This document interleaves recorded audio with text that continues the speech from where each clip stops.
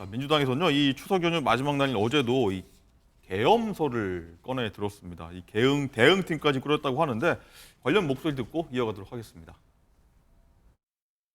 국민의 분노가 임계점에 달해 심리적 정권 교체가 시작된 초입 국면입니다. 계엄 문제는 비교적 명확한 일단락 단계로 가고 있습니다. 하나회 이후 최초의 군사조직인 충암파가 명확하게 지적되었고 그 군기 위반 행태도 적시되었고 이 문제를 준비해 온 팀을 저희는 가칭 서울의 봄팀이라고 부르고 있습니다. 과거와 같이 서울의 봄이 짓밟히는 상태를 재현하지 않기 위해서 여러 가지 준비를 해왔고 곧 조금 더 진전된 입장을 공식적으로 제시할 것입니다.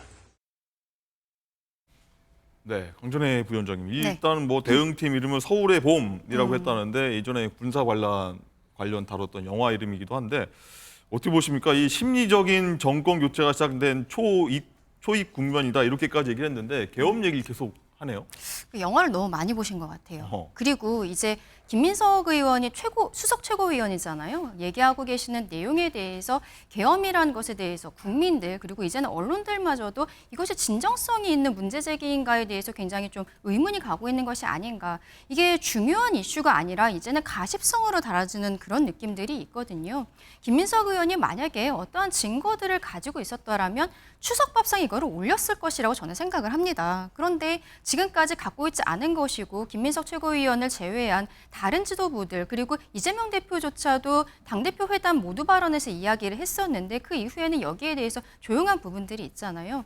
김민석 의원이 칼을 꺼냈으니 무라도 썰어야겠다는 심정으로 저런 말씀을 하시는 것 같은데 이것은 국민들에 대한 모욕이라고 말씀드리고 싶습니다. 네, 김종욱 행정관님. 어쨌든 이 계엄 얘기하면서 뭐 탄핵도 맞물려서 꺼냈습니다. 심리적 정권 교체 시작된 초입 국면이다 얘기하는데 어떻게 보십니까? 이 증거는 진짜로 있어서 계속해서 얘기하는 거 아닐까요? 일단 정황은 있는 거고요. 정황만 있다. 네, 증거는 본인들이 지금 제출하겠다고 얘기하는 거니까 김민석 최고 그다음에 박선원 의원이 중심적으로 이 사안에 대해서 많은 제보들이 들어와 있다고 얘기하고 있고 지금 검증하는 단계로 제가 알고 있고요. 검증 단계다. 네, 정황은 어떤 거냐면 뭐 예를 들면 경호처장이 방첩, 수방, 특전사령관을 용산 관내에 모여서 식사를 한다라고 하는 것이 관례적이라고 본인들은 주장을 하시는데 네.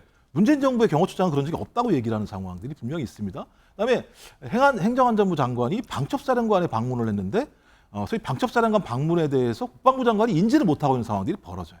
그러니까 매우 예외적인 사례들이 군 내부에서 벌어지고 있다. 그러니 군 내부에서 그런 정보들이 밖으로 나오겠죠.